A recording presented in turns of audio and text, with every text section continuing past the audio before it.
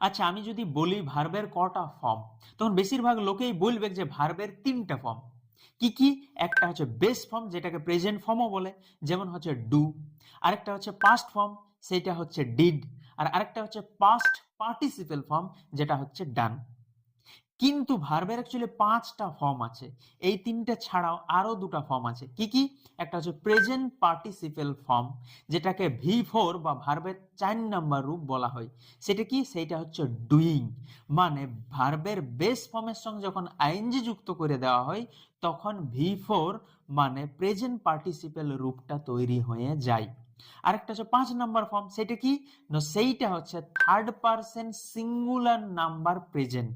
সেটা হচ্ছে কি? না, সেটা হচ্ছে ডাজ। এটা কেমন করে তৈরি হইলো?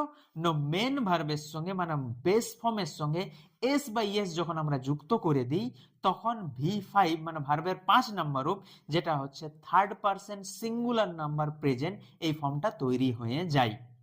এরপর একটা প্রশ্ন হবে যে গ্রামার বইয়ে এইগুলাকে নিয়ে কেন মাথা খারাপ করে না? এই দুটাকে নিয়ে, একটা হচ্ছে প্রেজেন্ট পার্টিসিপল আর একটা হচ্ছে third person singular number present. কারণ হলো যে এই দুটাকে বানানো অনেক ইজি বটে। কি?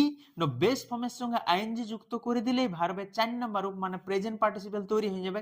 আর বেস ফর্মের সঙ্গে এস বা ইএস যুক্ত করে দিলেই ভার্বের 5 নাম্বার রূপ মানে third person singular number present হয়ে যাবে।